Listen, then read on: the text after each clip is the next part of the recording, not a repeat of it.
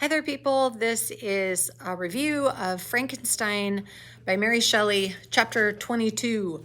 And this is not a chapter filled with action, but it's setting up a lot of things to come. And there is something important that happens in this chapter. So hang in there. Also, click to subscribe if these videos are helpful for you. So Victor and his father are coming back from Ireland after the murder of Henry and the trial that wasn't, that Victor was accused of killing Henry, but then he's acquitted and he gets to leave. So his dad takes him back and they're on this ship and it says the voyage came to an end. That's the start of the chapter. We landed and proceeded to Paris. So they're on the continent now, and Victor is really kind of dreading, what happens when he goes back to the continent, and what is expected is that he's going to get married to Elizabeth. His father has been kind of encouraging this, and so this is kind of hanging over his head.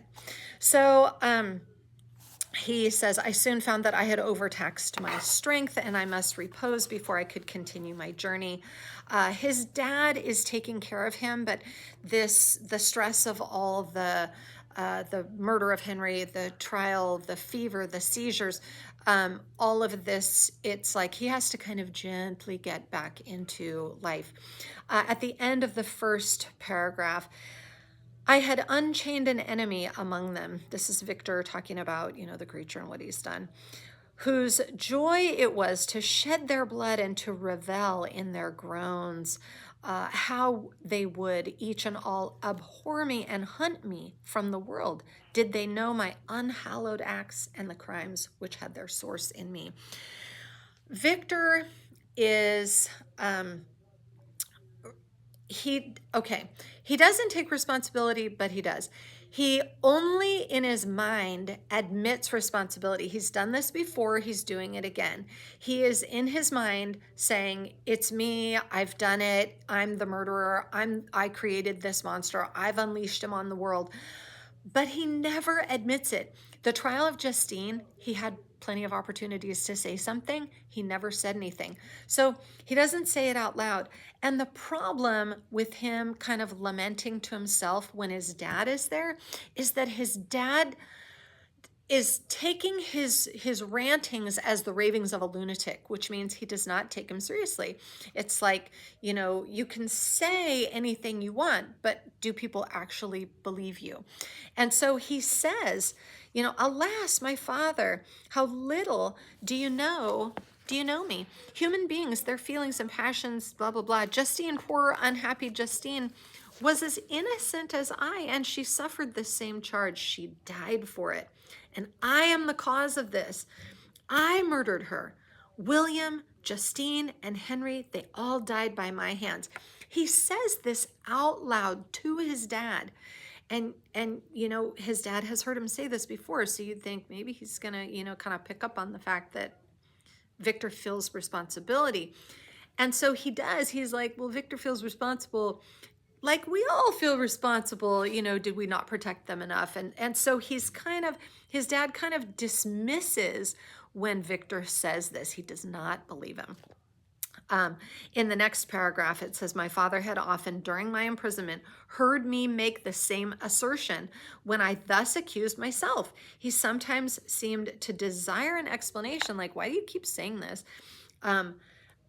And at others, he appeared to consider it as the offspring of delirium. So his dad is like, whatever's going through Victor's mind is just keeping him kind of repeating these things over and over. And he's just not coming back to, the family like a whole person after all this death. So, later in that same paragraph, kind of in the middle, I avoided explanation and maintained a continual silence concerning the wretch I had created. So he takes responsibility. He says, oh, it's my fault. I did it. I killed everybody. But he never says, I built a murderous human who is doing it. He never says he created a person. And that's where the problem is. Okay, so he doesn't actually admit to creating the creature. He's just saying, oh, it's my fault, it's my fault. But everybody's like, no, you weren't there, you didn't do it, we know it's not your fault. So anyway, that keeps coming up in this chapter. But besides, I could not bring myself to disclose a secret which would fill my hearer, whoever it is, everyone, with consternation and make fear and unnatural horror the inmates of his breast. I checked, therefore, my impatient thirst for sympathy and was silent when I would have given the world to have confided the fatal secret. He does not say anything about the creature. Doesn't say it. Didn't say it before, doesn't say it now. So, next step, his dad says, so what's up? You keep repeating yourself, my dearest Victor. What infatuation is this, my dear son? I entreat you, never make such an assertion again. So his dad actually says, stop saying that. Like, we know you didn't kill them. We know you didn't kill William. You were over in Ingolstadt. That was impossible. So just stop it. You know, when your parents say that, just stop it right now. So that's basically what he says. Stop talking about it. Like, I don't believe you. I never will. So stop it. Victor in the next paragraph kind of doubles down a little bit. He says, I am not mad, I cried energetically. The sun and the heavens who have viewed my operations can bear witness of my truth. He says it aloud. I am the assassin of those most innocent victims. They died by my machinations. And so he's saying it, but his dad is like really kind of getting angry. It's like, stop. I don't believe you. Nobody is going to believe you.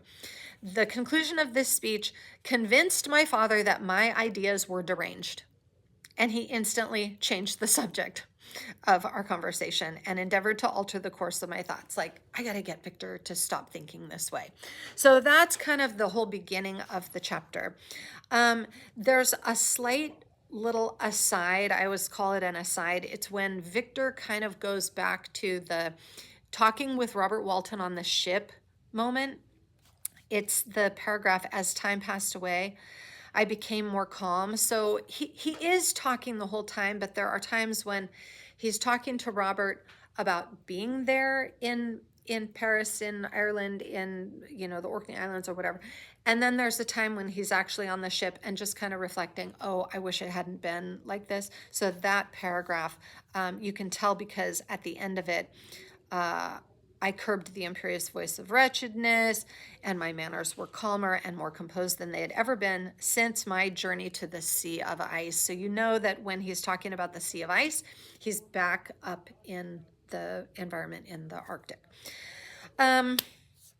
So the next thing up is the letter from Elizabeth. The letter from Elizabeth is a nice connection between the two. She says the same thing that his dad had said earlier when Victor first came back. They have a concern that maybe he is stressed out and upset because he doesn't want to marry Elizabeth. Remember, his dad said, do you love another? And so Elizabeth in this letter is like, oh, I love you so much. Like, I can't wait for us to get married. You're all I've ever thought about. I can't wait to marry you.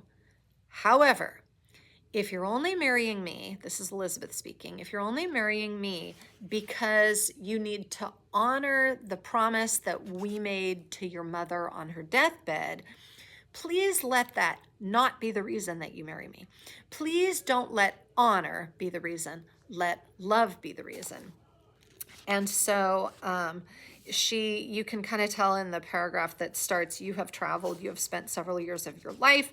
I confess to you, my friend, that when I saw you last autumn so unhappy, flying to solitude, like you want to be alone all the time, you don't want to be with me, from the society of every creature, I could not help supposing that you might regret our connection and believe yourself bound in honor to fulfill the wishes of your parents. Like it's your duty to marry me, duty, although they oppose themselves to your inclinations. But she says later, I declare to you that our marriage would render me eternally miserable unless it were the dictate of your own free choice. So the only reason I'm going to be happy, Victor, with our marriage is if you choose willingly to marry me. And that's the only way that I will be happy. So Um, she says, don't answer this letter. We'll just talk about it when you get back.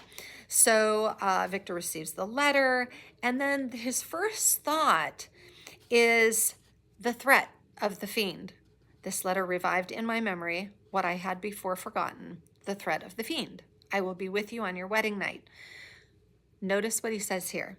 Such was my sentence, and on that night would the demon employ every art to destroy me and tear me from the glimpse of happiness, which promised partly to console my sufferings. So he doesn't entertain any other possibility than the creature is coming for him. Okay, think about that. So on that night, he had determined to consummate his crimes with my death. Well, be it so. Now, Victor has this plan. So he says, okay, a deadly struggle, that's fine. I'm ready to die. I don't even care. At this point, like, my life is, remember when he said, I am a blasted tree? He feels completely destroyed from the inside out.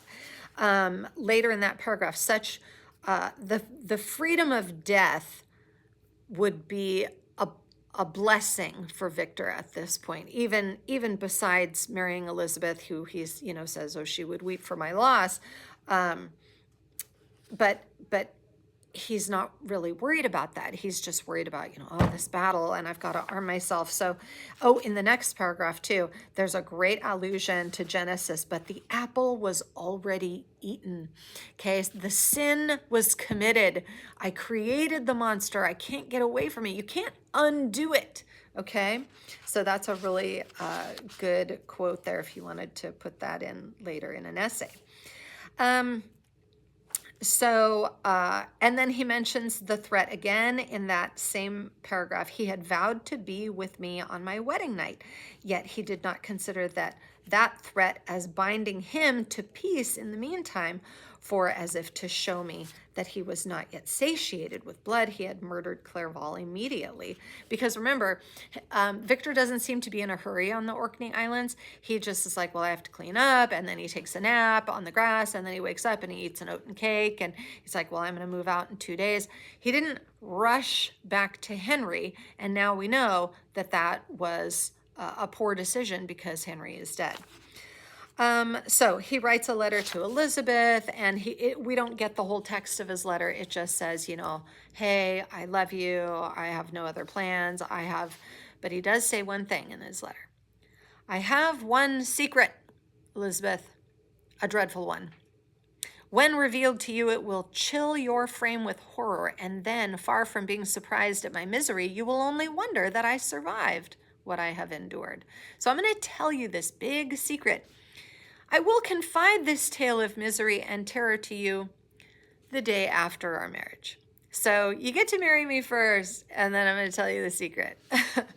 So he tells her this in the letter, and then he says there must be perfect confidence between us. Like, I have to tell you everything about myself, and our married relationship, we will have no secrets between each other. So he gets back to Geneva, and she welcomes him, and they both look a little rough around the edges. She is emaciated. He is mentally, a little off. And so his dad is then kind of pushing the date. My father spoke of my immediate marriage with Elizabeth. I remained silent. Have you then some other attachment? None on earth. I love Elizabeth and look forward to our union with delight. Let the day therefore be fixed, in life or death. I'm always skipping around. Let the day therefore be fixed, and on it I will consecrate myself in life or death to the happiness of my cousins. Sometimes I'm just going for the key words and phrases. Anyway, so he says, I will consecrate myself in life or death, and it's like, you don't normally say that when you're planning your marriage. You say it in your vows, like, I'll be with you until death do we part, or that used to be the older phrase. Now it's as long as we both shall live. But Victor is like, I will consecrate myself in life or death to the happiness of my cousin. That's not something you would say, like, when you're planning your wedding. So, my dear Victor, do not speak thus. Heavy misfortunes have befallen us, is what his dad is saying. Like, remember, they have had a lot of horrible deaths happen. William, then Justine, now Henry. It's all connected to their families, so it's really been rough. The third time he says in the next paragraph, such were the lessons of my father, but to me the remembrance of the threat returned when the creature had pronounced the words, I shall be with you on your wedding night. Victor says, I should regard the threatened fate as unavoidable, but death was no evil to me if the loss of Elizabeth were balanced with it, and I therefore with a contented and even cheerful countenance agreed with my father that if my cousin would consent, the ceremony should take place in 10 days. Woohoo, so it's coming right up. And thus put, as I imagined, the seal to my fate. And remember, he says, the creature told him, I will be with you on your wedding night. So he expects to see the creature on his wedding night. So the next paragraph is another really important aside to Robert Walton on the ship. It's Victor talking with Robert. Great God, if for one instant I had thought what might be the hellish intention of my fiendish adversary, I would rather have banished myself forever from my native country and wandered a friendless outcast over the earth than have consented to this miserable marriage. Why would he say something like that? Why would he call it a miserable marriage? Because he's saying, if I had thought what might be the intention of the creature, if I knew what the creature was thinking, okay, but I didn't. So he's claiming ignorance here, that he didn't know what the creature was thinking. Okay, that's an important bit of foreshadowing. But as if possessed of magic powers, the monster had blinded me to his real intentions. The monster has real intentions.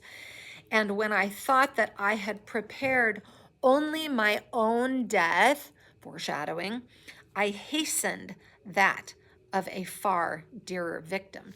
I hurried up the death of someone else who is far dearer. Without saying it, like, you have to know what is coming. I'm not going to say anything because I don't want to spoil it. But anyway, I hurried up the death of a far dearer victim to me. So think on that. The marriage draws closer. Preparations were made for the event. In that same paragraph, a little bit of information that kind of goes back and completes the story.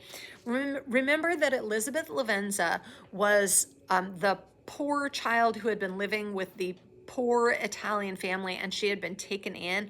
Her mother died in childbirth, I think, and her father had not been found. He didn't come and claim her because he was somehow an enemy of the government. So where did she come from? Well, Alphonse Frankenstein had been pursuing where Elizabeth had come from and made a connection to her father. And as it turns out, in this paragraph, you find out that she has an inheritance. Elizabeth does. Through my father's exertions, a part of the inheritance of Elizabeth had been restored to her by the Austrian government. So she's Austrian, and we probably knew that from way back. A small possession on the shores of Como belonged to her. Lake Como, beautiful place, like northern Italy. It was agreed that immediately after our union, we should proceed to Villa Lavenza, to the home that belonged to the Lavenza family, and spend our first days of happiness beside the beautiful lake near which it stood. That's going to be our honeymoon destination, so it's very exciting. They're going to have a beautiful honeymoon on the shores of Lake Como, so romantic. And then, pivot, in the next paragraph, in the meantime, I took every precaution to defend my person in case the fiend should openly attack me. I carried pistols and a dagger constantly about me and was ever on the watch to prevent artifice, and by these means gained a greater degree of tranquility. I was able to kind of relax from the threat of the creature because I'm armed. I've got a concealed carry, whatever. He is armed and he's ready to do battle with the creature. And Elizabeth seems happy. And in this paragraph, it's just kind of glossed over, really. My tranquil demeanor contributed greatly to calm her mind. So Victor's kind of calming himself down.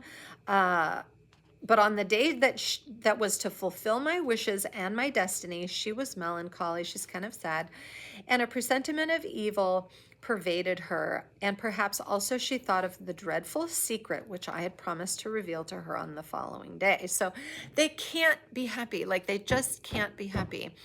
My father was, in the meantime, overjoyed, and then the bustle of preparation only recognized in the melancholy of his niece the diffidence of a bride. So nobody can really understand, like, what is going on, but everybody just says, oh, wedding jitters. You know, people say that. You'll hear that at weddings all the time. Oh, wedding jitters, if somebody's feeling down.